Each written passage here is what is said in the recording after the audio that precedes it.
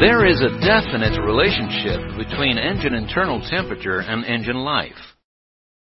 The FADEC is responsible for controlling and maintaining ITT within a safe margin, though it cannot compensate for operational malpractices. One may reduce an engine's life greatly if uniform standards of operation are not established. The length of time an engine is operated at a thrust rating and corresponding ITT and rotor speeds is established to result in a commercially acceptable engine life. Operating the engine above the published operational thrust or inappropriate thrust rating will shorten engine life considerably and will lead to premature engine service difficulties and removals. Several momentary excursions to high temperatures is as severe to the engine as a single prolonged one of a colder degree. The strength of the materials in the engine decrease as high temperatures reach the melting point of the hardware, even when the danger point is not approached closely. The extent the metals are damaged increases with the length of time that the load or temperature is applied. Developing the sense that excessive engine internal temperature can shorten engine life considerably, understanding how much engine life can be saved when engine is properly operated, and learning how to avoid excessive temperature will be discussed herein.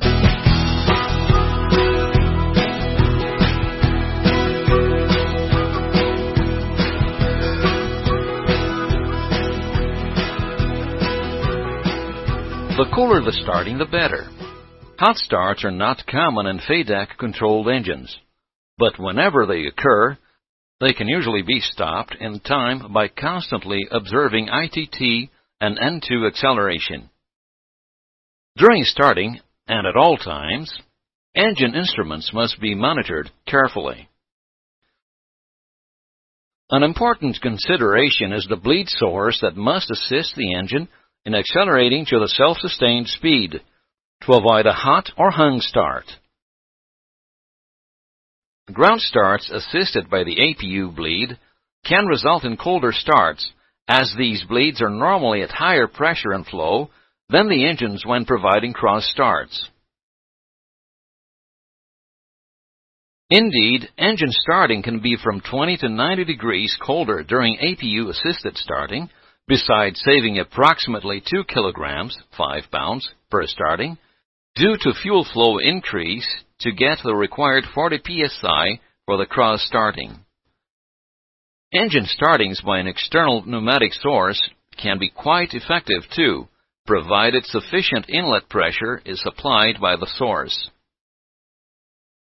Start attempts with high residual ITT at time of fuel introduction into the combustion chamber or outside the approved starting envelope may result in hot or hung start.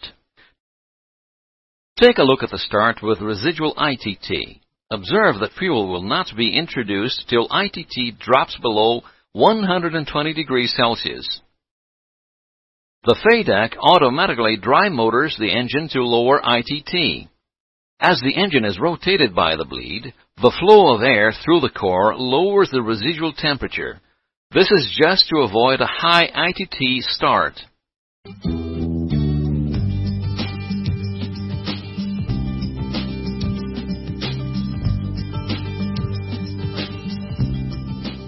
Operating an engine at a reduced thrust setting considerably extends engine life. Low thrust lowers ITT, which will result in lower deterioration of the ITT margin to red line. Check the ITT and N1 for some typical takeoff at sea level. ITT for takeoff 2 is normally 40 degrees Celsius, cooler than takeoff 1. If compared with flex takeoff, ITT is even lower. Reducing thrust is also a direct impact on fuel flow deterioration, which results in lower fuel burn over the life of the engine. Lower deterioration means engine increased time on wing between shop visits. The Embraer jets are certified for D-rate thrust setting, which uses a fixed percentage thrust reduction below full thrust. On the derate thrust, you are supposed to run a takeoff analysis for both the full thrust takeoff 1 and the derated thrust takeoff 2.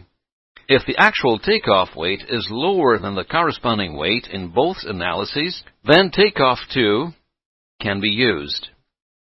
If the actual weight is between takeoff 1 and takeoff 2, then takeoff 1 has to be used.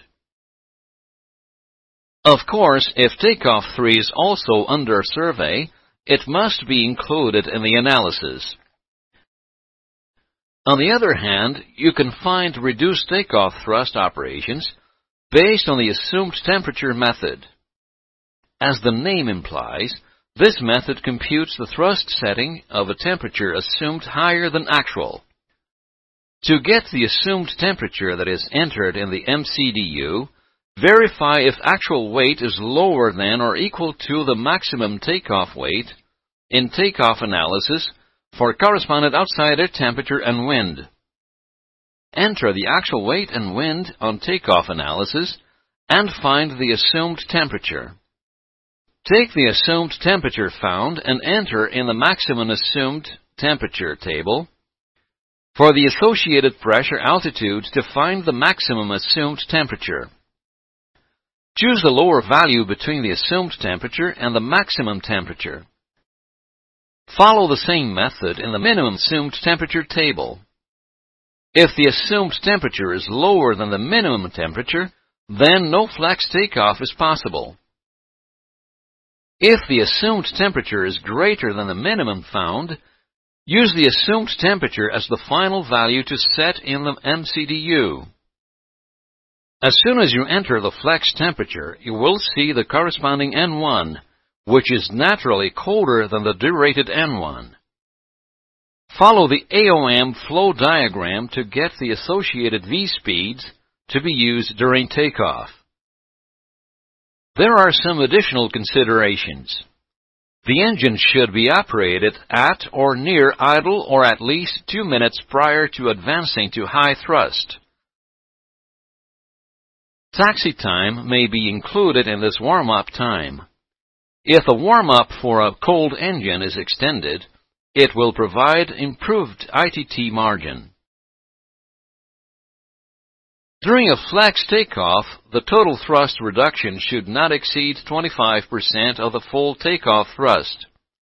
In addition, the total thrust reduction should not exceed N1 of climb 2 plus 1% or plus 0.5%, depending on the engine.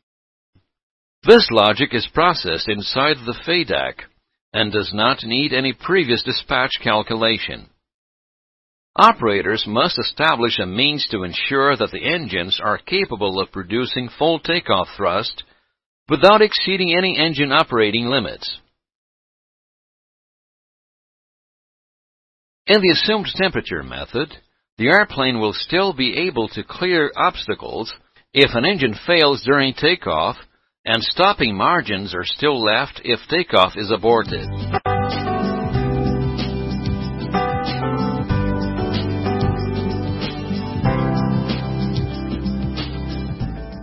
Maximum continuous thrust and reverse thrust are available for use during engine-out situations, or during abnormal situations such as wind shear encounters, which may require application of more than the usual thrust. Use of continuous or reserve thrust setting during operations should be restricted only to those required conditions. If continuous is used during climb instead of climb 2, ITT increase ranges from 25 to 80 degrees Celsius, which exposes the engine to a condition more severe than the temperature difference existing between takeoff 1 and takeoff 2. The longer the time or the higher the temperature is, the more life will be reduced. If these two are combined, the reduction in engine life is tremendous.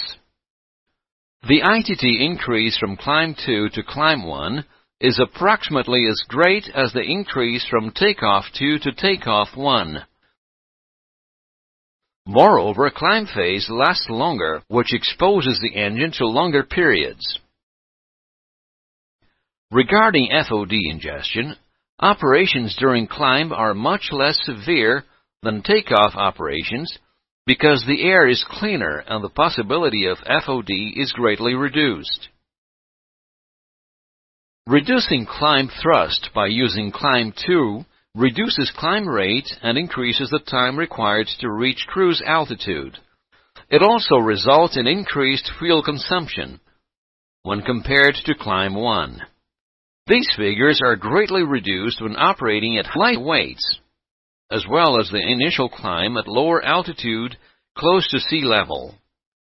The lighter the aircraft weight, the less is the fuel consumption difference and the time to climb between climb 1 and climb 2. Airlines are encouraged to take maintenance and fuel costs altogether to end up with a real contribution of the climb mode and the associated fuel consumption over the total trip cost.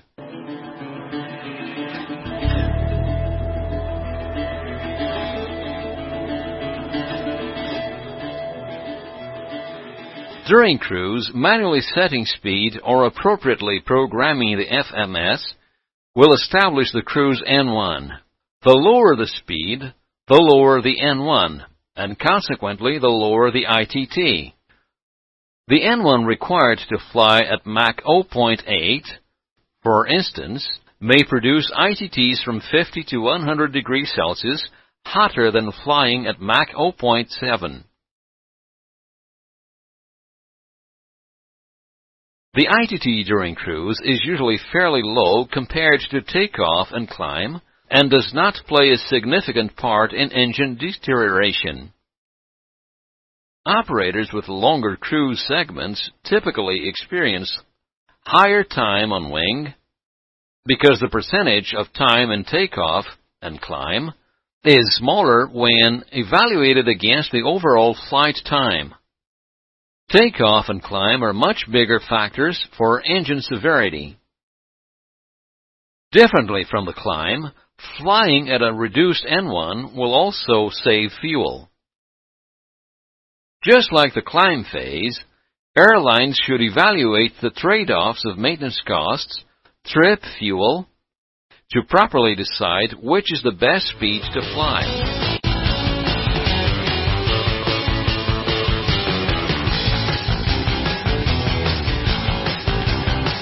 Check the increase in ITT due to full reverse thrust application.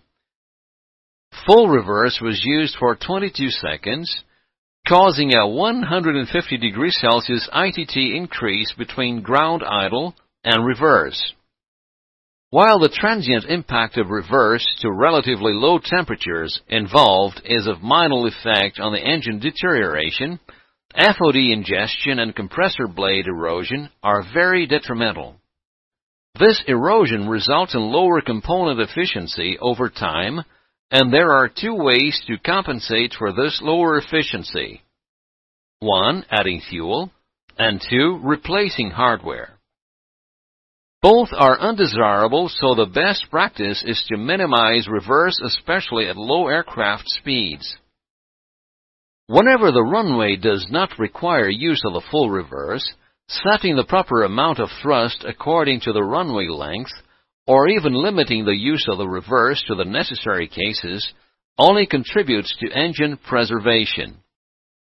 To take advantage of the use of thrust reversers, it should be applied at high ground speed soon after touchdown.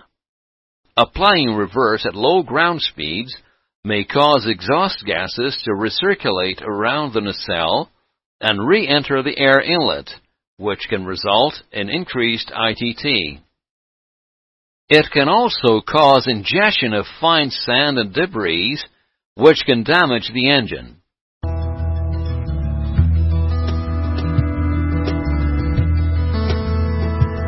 An engine cool-down period of 2 minutes at idle prior to shutdown will assist in reducing residual heat buildup in the engine and nacelle, and also reduce fuel nozzle cooking. This period includes taxiing as long as thrust is at or near idle. Cool down is not required for emergency shutdown. Following high thrust ground operation, such as a maximum power assurance check, the engine should be operated at idle thrust for a period of no less than 5 minutes to thermally stabilize the engine prior to shutdown. After the engine is shut down, ITT will usually increase because of the temperature soak back. After the engine has cooled, install the engine inlet and exhaust covers if the engine will be off for long periods or any kind of precipitation, including volcanic ash, exists.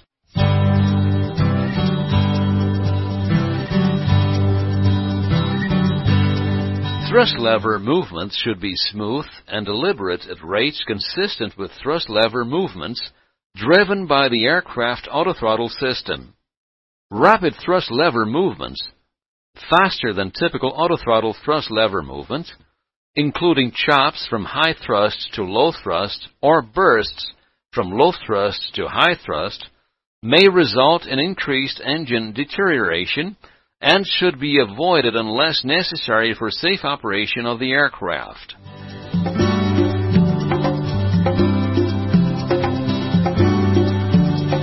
Engine wear and deterioration, air leakages, dirty compressors and turbines, and hardware malfunctions may result in approximately 10 degrees Celsius increase in ITT and 0.7% in specific fuel consumption. Wear can be monitored by borescope inspection, or when turbine blades are carefully measured at overhauls. Those blades found out of the prescribed tolerances must be replaced. In-service engine condition can also be monitored through trend analysis by comparing the engine performance data with average known data for a new engine. The life reduction impacts the operating cost in two ways: more frequent removals and more extensive maintenance work upon removal. Cost is also impacted by airplane downtime. Water washing is proven to be effective in significantly improving engine performance. Cases of 10 to 15 degrees Celsius increase in ITT margin and improvements in specific fuel consumption have been reported. Engine internal operating conditions should be monitored by observing aircraft instruments. Trend shifts in engine parameters, properly analyzed and interpreted, can detect many imminent difficulties, providing good means of identifying potential engine troubles before any serious difficulty occurs. By watching the engine trend, operators can also predict when the engine will have lost performance margin and must have maintenance or overhaul performed. Hot section inspections can be planned, and provided the results show good engine condition, hot section inspection can be eliminated.